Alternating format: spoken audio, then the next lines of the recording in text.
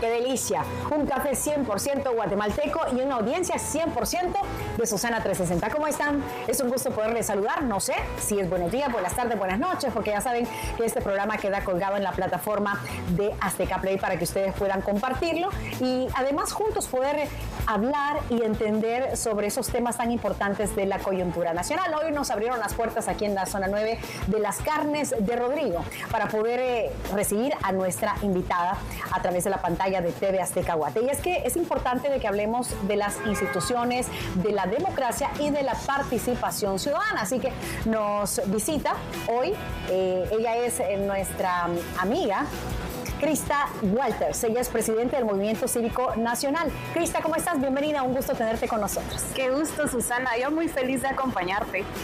Para comenzar, Krista, me gustaría que nos explicaras un poco por qué es importante hablar y entender la función de la CC, de la Corte de Constitucionalidad, y la importancia de escoger a las personas que son idóneas para este puesto como magistrados. Claro, yo creo que este año es muy particular en toda la coyuntura política, en toda la situación política de Guatemala, porque se renuevan varias instituciones que nosotros les llamamos los árbitros del poder. Así interesante, esa etiqueta no. Porque no así como en un partido hay. Son los que regulan. Exacto. En un partido de fútbol están los jugadores, están los árbitros, y los árbitros son los que se tienen que hacer cargo responsable de que las reglas del juego pues se estén cumpliendo, ¿verdad? Entonces, como te decía, este año precisamente se renuevan varios de esos árbitros. Uno de ellos, la Corte de Constitucionalidad, pero también magistrados del Tribunal Supremo Electoral, fiscal general del Ministerio Público, más adelante el Contralor General de Cuentas. Entonces creo que como ciudadanos a veces dejamos de lado este tipo de elecciones porque no necesariamente participamos como si participamos en las elecciones generales, ¿verdad? Pero ahí es donde va ese llamado a la ciudadanía a pongamos atención, porque precisamente necesitamos magistrados, tú decías, de la Corte de Constitucionalidad, que sean personas que uno sepan de derecho, ¿verdad?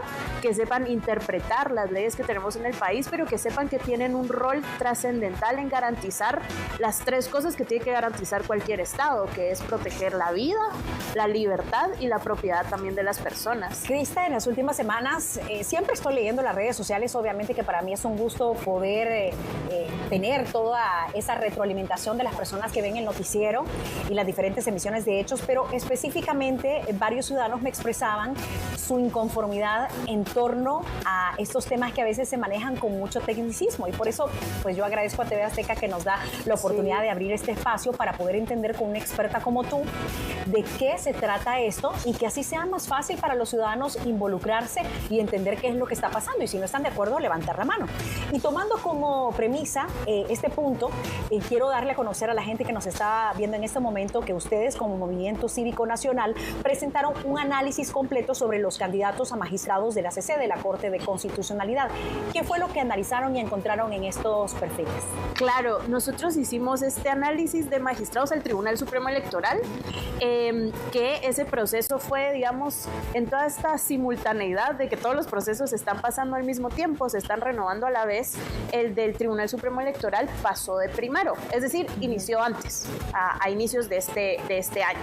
Y ahí es todo un proceso de comisiones de postulación que, otra vez, tú lo dijiste súper bien, es muy técnico, porque ¿qué es una comisión de postulación? ¿Qué tienen que hacer estas personas? En resumidas cuentas, es este grupo de profesionales que se reúnen a evaluar candidatos y sacan entonces una nómina final. Específicamente el Tribunal Supremo Electoral es una nómina de 20 candidatos que luego se la pasan al Congreso y son los diputados quienes eligen entonces a estas personas. Y nosotros nos dimos cuenta que en el proceso de esta postuladora, de esta comisión de postulación al TCE, faltó algo. Hicieron bien un cronograma para llevar los tiempos, poder sacar esa nómina con anticipación para no pasarse, pero cuando uno está evaluando a personas que tienen que, uno, no solo coordinar y organizar elecciones, sino que garantizar que se respete el voto popular, yo creo que hace falta entrevistarlos, ¿verdad? Sí. Y la postuladora no incluyó en el cronograma hacer entrevistas, es decir, o hacer solo pruebas. fue por escrito, por papel y ya. Solo por presentar su expediente. Aguanta con todo. Exacto. Entonces nosotros dijimos, si la postuladora dejó ese gran vacío, ¿por qué no como ciudadanos organizamos una jornada de hacer entrevistas y pues lanzamos la invitación a los 20 candidatos finalistas? Y de esos 20, 8 nos confirmaron para las entrevistas. ¿Cómo lo habían tomado? Porque obviamente no es algo que esté reglamentado, no, pero me parece que es una señal de buena voluntad. Exacto, ¿no? De transparencia. Transparencia. Porque, a ver, siempre hablamos de transparencia como que si fuera este concepto abstracto y demás, y así como, ¿qué es transparencia? Que se transmitan las sesiones, que haya publicidad. Obviamente eso es transparencia, pero transparencia también implica que las decisiones públicas se puedan explicar, que se entiendan por qué se tomó A, B o C decisión. Entonces, en ese sentido, lanzamos la invitación a todos, porque obviamente queremos escuchar de los 20 finalistas. 8 confirmaron y finalmente 5 llegaron a las entrevistas. ¿Y de esos 5 que llegaron a las entrevistas han sido los que han quedado? Todavía no, porque todavía no se ha llevado a cabo la elección, pero sí nos dimos cuenta de algo fundamental y que en estos procesos, digamos, no está democratizado, es decir, no es la ciudadanía la que participa. Por eso, más de la mitad de esa nómina final, pues no quiso llegar a las entrevistas realizadas por los ciudadanos. Y que te digo que eso es una buena señal, porque si tú estás postulándote para un cargo tan importante como magistrado, aquí tenían las anotaciones que me habían pasado que era de la Corte de Constitucionalidad, pero no, fue del Tribunal Supremo Electoral. Entonces, si estás recibiendo una invitación tan importante liderada por el Movimiento Cívico Nacional, que tiene una trayectoria de peso en nuestro país, ¿por qué negarte? Claro. Ahí, a mí como ciudadana sí me da un poco de ruido el poder pensar por qué su agenda tan ocupada, si así es, si ni siquiera han sido ya elegidos para el cargo, ni quiero pensar cuándo ya estén. Sí, y nosotros realizamos estas entrevistas en conjunto con Guatemala Visible, que también tiene una trayectoria grandísima en fiscalizar o darle seguimiento a este tipo de procesos, y tampoco es que fueran preguntas muy difíciles o una entrevista así súper cargada. Les dábamos 20 minutos para responder 5 preguntas relacionadas a qué piensan que debe ser el actuar de un magistrado para garantizar la independencia del Tribunal Supremo Electoral, que nos contaron un poco de su trayectoria, si han tenido que afrontar decisiones difíciles, impopulares a veces, y cómo le hicieron para sostener jurídicamente sus decisiones, también cómo veían si algún actor externo o algún tercero quisiera interferir en las elecciones o en las decisiones del tribunal, ¿qué harían ellos? Y finalmente también les preguntamos sobre la ética, que eso es un tema gigante en todos estos procesos, porque si bien no es como que si las comisiones de postulación le ponen una nota a los méritos éticos de las personas que se postulan, yo creo que los ciudadanos sí quisiéramos saber, ¿es esta una persona honorable, que va a hacer un buen trabajo, porque de que nada se va a sirve dejar que tengan llevar? el conocimiento si no aplican la ética a la hora de accionar. Estaba Exacto. revisando en el tiempo y he visto cómo lamentablemente el Tribunal Supremo Electoral ya no es aquella institución que en años anteriores era vista de una forma distinta. Ha venido en un cambio constante. No lo digo yo, lo dicen incluso estudios y también muchos ciudadanos. ¿Y qué riesgos enfrenta? Riesgos reales una democracia cuando las instituciones empiezan a caer en su credibilidad. Sí, esa parte de la confianza que tenemos con las instituciones es clave, en el sentido de que cada institución tiene que cumplir un mandato, tiene que cumplir cierta responsabilidad que le dio la Constitución, alguna ley en específico. Pero hay ciertas instituciones, y creo que la primordial para la democracia es el Tribunal Supremo Electoral, que no lo tenemos que ver como, bueno, ellos solo organizan elecciones y cada 4 años tienen que ponerse las pilas y empezar a trabajar, sino que en realidad tienen que resguardar en ese tiempo el voto de las personas, la voluntad de los guatemaltecos, pero en los otros años, por así decirlo, también son árbitros de cómo se van conformando los partidos políticos, que es el vehículo o la forma en la que tenemos en nuestro sistema para participar políticamente. Y en ese sentido, cuando estas instituciones están, que decir, como asediadas por intereses de fuera, intereses particulares, ahí lo que vemos es que el ideal es que haya un tribunal que aguante todas esas presiones, porque tiene que ser independiente, no tiene que favorecer ni a unos ni a otros, sino que tiene que mantenerse objetivo, porque si no vamos a tener instituciones que estén o lideradas, exacto, por un lado o por el otro, y no debe de ser así. Exacto, o inclinadas o simplemente respondiendo a intereses de algún grupo particular. Dime, ¿cómo hacemos desde tu perspectiva y del Movimiento Cívico Nacional, cómo podemos fortalecer la certeza institucional en nuestro país? Yo creo que desde este lado de la ciudadanía es importantísima la fiscalización para poder exigir contundentemente ciertas acciones. Porque muchas veces decimos o nos quejamos de, ay, estos políticos están haciendo lo que quieren con el país, o este funcionario o demás no hace lo que debería estar haciendo, pero realmente nosotros sabemos qué es lo que esa persona debería estar haciendo para poder exigirle exactamente lo que quisiéramos que se cumpla. Ahí creo que es algo que tenemos que nosotros mismos reflexionar, pero una vez pasada esa etapa o esa reflexión ciudadana, yo creo que es importante que, por ejemplo, en estos procesos, ¿cómo garantizamos certeza? Que se cumplan los plazos, que las postuladoras o que las comisiones de postulación terminen su trabajo dentro del plazo de tiempo que está estipulado en la ley, porque si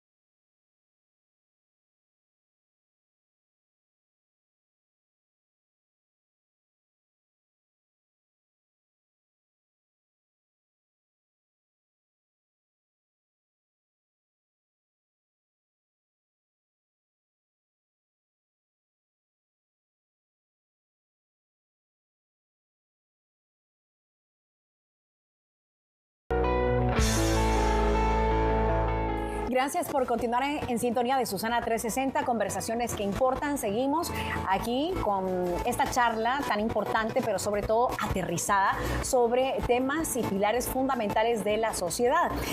Crista, hablamos muchas veces y señalamos al Estado de muchas situaciones que pasan en el país, pero olvidamos que también existe una responsabilidad muy amplia por parte de nosotros, de los ciudadanos, de la sociedad, de vigilar y participar en la democracia, porque eso lo tenemos que tener claro. Sí, yo creo que esta parte es esencial cuando vemos todo el sistema político. Justo decimos, hay muchísimo tráfico, la canasta básica subió, esto está mal. Casi que siempre vemos el vaso medio vacío en lugar de medio lleno cuando estamos hablando de política, pero hay una parte esencial que podría darle la vuelta a todo esto y es cómo los ciudadanos tomamos agencia, es decir, cómo nosotros estamos conscientes de nuestra libertad y nuestra responsabilidad para contribuir a que hayan cambios. Yo creo que algo esencial es, lo hablábamos anteriormente, las elecciones generales son igual de importantes que todas estas otras elecciones de instituciones, pero cuando llegan las elecciones generales nos tomamos el tiempo de conocer a quienes van a ser nuestros representantes, a votar de una forma informada. A veces creo que todos pecamos de que no, ¿verdad? Sí. Pero creo que ahí es donde entra una acción muy concreta que podemos tomar y es cómo votamos por mejores personas para que lleguen a representarnos, porque no necesariamente nosotros vamos a estar en todos los problemas del país resolviéndolo todo el tiempo. Por algo votamos por representantes que deben de ocuparse idóneos de eso. Y que deberían de ser expertos en el tema. Exacto. Pero ahí volvemos a las analogías. Cuando nos contratan, si estamos en un puesto gerencial o en cualquier ubicación, que siempre es importante, yo digo que somos como piezas de un rompecabezas y en este caso el rompecabezas completo es el país. Deberíamos nosotros como ciudadanos no solamente vigilar, participar y pedir resultados y estar atentos a lo que están haciendo, el fruto de las acciones de las personas que elegimos. Es decir, no solamente ejercemos ciudadanía el día del voto en las elecciones generales, también entendiendo y participando en este tipo de temas.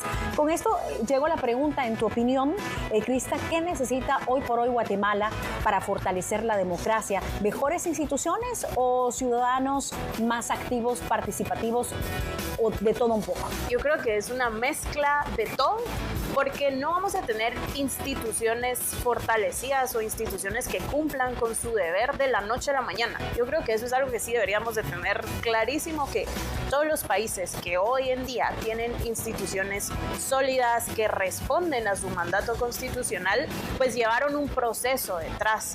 Y en ese sentido creo que entra entonces la parte de la ciudadanía. Lo hablábamos de elijamos mejores representantes para que esas personas capaces lleguen a las instituciones, pero recordemos que también de este lado tenemos un rol importante de pedir rendición de cuentas, que quizá eso es algo que no lo tenemos tan, no quiero decir claro, pero no tan contundente en nuestras costumbres políticas. Sí. Quizá en otros países sí, es como, bueno, nos vamos a reunir con el alcalde cada mes, cada trimestre para que nos dé una rendición de cuentas de qué está haciendo, a dónde se está yendo el dinero. ¿Por qué no hacemos lo mismo con nuestros representantes al Congreso, representantes distritales del Estado Nacional? Tener estas buenas prácticas de tener esa comunicación entre votantes y representantes que a lo mejor en nuestro sistema se ha perdido porque no existen esos puentes, pero qué mejor que podamos ir construyéndolos, porque si no, creo que algo muy triste sería que, o que ya está pasando en realidad, es que todas estas personas que sí trabajan en el Estado o son políticos se sientan aislados o que no le deben nada a los ciudadanos guatemaltecos, y eso es peligrosísimo porque ahí es donde ya entra ciertas arbitrariedades en sus decisiones o decisiones que solamente reflejen beneficios personales y no beneficios para el país en general. Y por eso es que es de suma importancia el trabajo que ustedes realizan como Movimiento Cívico Nacional, que jóvenes como tú estén involucrándose activamente y que además compartan su conocimiento, porque como bien tú dices, nuestra Guatemala está llena de tradiciones que nos hacen destacar a nivel internacional, pero hay otros puntos, como tú dices, buenas costumbres políticas que no se han implementado, pero nunca es tarde para comenzar, y por eso hay que abrir este tipo de espacios para que todos entendamos y que nunca está de más verse uno como ignorante, levantar la mano y preguntar, ¿verdad? Porque es ahí cuando vas aprendiendo. Mira, hay áreas claves como seguridad, educación, salud y también infraestructura. ¿Qué también está cumpliendo el Estado con sus funciones para tener un cambio sustancial en estas áreas? Claro, yo creo que cada 4 años vemos cierta prioridad ciudadana. Creo que hemos visto que en diferentes encuestas sale que se le pregunta a los guatemaltecos cuál es el problema más grande que ven en el país que quisieran que se resuelva o que les afecta. Hay años que es seguridad, hay otros años en que es la economía familiar, por ejemplo, y yo te diría que el Estado en general a través de los años no ha logrado resolver eso. Y si ya lo vemos gobierno por gobierno, yo te diría que el gobierno actual no ha respondido a ello. Yo creo que se han tomado diferentes acciones, por ejemplo, en temas de seguridad, con el estado de sitio, estado de prevención. Sí, saltamos de uno a otro. Exacto. Y la disminución no ha sido significativa. No estamos diciendo que no, pero seguimos teniendo la constancia de la violencia en las calles. Claro, y yo me pregunto cuál hubiera sido la diferencia entre las acciones del gobierno con o sin estado de sitio, por ejemplo, si hubiera podido hacer lo mismo o no hacer lo mismo, porque no se ven ciertos resultados que los ciudadanos esperan y que creo que va más allá de percepción, porque muchas veces en temas de seguridad, por ejemplo, se habla de que se acaba de pasar un mes donde los homicidios récord bajos en comparación de otros años, pero los homicidios son medio tramposos en esa cifra, porque, a ver, nosotros vemos, matan a alguien en la calle o lo que sea, y ¿qué es lo primero que dicen las personas? Ay, de seguro estaba metido en algo malo. Sí. Entonces uno no lo ve tan cercano, pero algo que sí se ve más cercano es los asaltos, las extorsiones, porque le pasó a mi amigo, le pasó a mi prima, a mi hermana, lo que sea. Entonces yo creo que ahí es donde vemos que los ciudadanos sí estamos conscientes de la realidad del país. Porque lo vivimos en el día a día. Crista, ¿sabes qué? Estaba pensando ahora que te escuchaba y analizando de una manera macro lo que sucede en el país. Creo que también un error garrafal que se comete es la falta de continuidad. Porque, te voy a dar un ejemplo. Entro yo como un gobierno nuevo. Me pongo a analizar qué es lo que siento que no existe esa transición y decir, bueno, el gobierno pasado, aunque no era de la misma línea que yo tenía, hizo A, B, C, que estaba funcionando. ¿Por qué no darle continuidad? Es como que vienen y barren todo y es mi gente, y en lo que te preparas, en lo que van, y que incluso para nadie es un secreto que no estaban preparados muchos de los gobiernos que han estado en turno para enfrentar una responsabilidad tan grande, porque no se trata con tener una buena voluntad, se trata de también estar respaldado por un buen equipo y tener planes estratégicos y la expertise para dar los resultados que se esperan a corto, mediano y largo plazo. Claro, es como un borrón y cuenta nueva cada 4 años, y creo que esa mentalidad también nos ha consumido a los ciudadanos hasta cierto punto, en la que pensamos que, bueno, sí, cada 4 años esta es en la que vamos a elegir a una buena persona para que sea presidente, que creo que en eso se enfrasca quizá la decisión que se toma en las elecciones generales, pensar de que una sola persona o que una sola figura va a ser el salvador de todos los problemas del país. Y olvidamos que se legisla en el Congreso de la República y los diputados son clave. Son clave, y que en nuestro sistema termina teniendo más poder quizá el Congreso, a pesar de que tenemos todos estos frenos, contrapesos, separación de poderes. En la práctica, un ejecutivo no es tan fuerte como una aplanadora en el Congreso, por ejemplo, y que creo que lo hemos visto en muchas decisiones cuando, o en diferentes gobiernos, cuando o es el oficialismo el que lidera la agenda legislativa o es la oposición, o se juntan y hay decisiones que se toman con una mayoría, por ejemplo los presupuestos grandísimos que se aprueban, y ahí es donde se ve claramente el músculo que tiene el Congreso. Lastimosamente el tiempo se nos ha ido. Yo tenía aquí muchas preguntas, entre ellas la famosa de si es la falta de recursos o la mala ejecución presupuestaria. Pero esa la voy a dejar para que todas las personas empiecen a reflexionar, y me quiero ir a algo importante, porque sé que el Movimiento Cívico Nacional también está impulsando la plataforma Cívica sí. Con K, que lo estamos poniendo en la pantalla. ¿Cómo funciona y qué busca lograr? Sí, con Cívica nosotros en el MCN lo que quisimos es poner a disposición de todos los guatemaltecos una herramienta digital donde pueden pues ir formándose cívicamente, es decir, lo que van a encontrar ahí son diferentes cursos, contenido en video, y que pueden acceder de forma gratuita y en cualquier lugar, a cualquier hora, sobre historia de Guatemala, sobre qué es el republicanismo, este sistema político que anhelamos muchísimo que sí se cumpla acá en el país, que conozcan sobre libertad económica, que conozcan un poco de esos filtros también mentales de cómo se toman las decisiones en el poder o en el sistema político, reflejando entonces ciertos incentivos. Y finalmente el último curso que lanzamos en Cívica es de estos temas que hemos estado hablando, de las elecciones constitucionales que se dan este 2026. Entonces ahí está gratuito el acceso. Sí, y eso nos sirve también a nosotros los periodistas, porque hay que estar comunicados. Crista, gracias por acompañarnos y este aporte tan importante para entender las instituciones, la participación y la democracia que todos anhelamos en nuestra Guatemala. Que Dios te bendiga y espero que tengamos más entrevistas como estas contigo. Gracias, Susana, un gusto. Un gusto para nosotros y también a ustedes. Gracias por acompañarnos. Si quieren compartir esta información tan importante, ya saben que quedamos aquí en el link de Azteca Play. Conversaciones que importan en Susana 360. Hasta la próxima.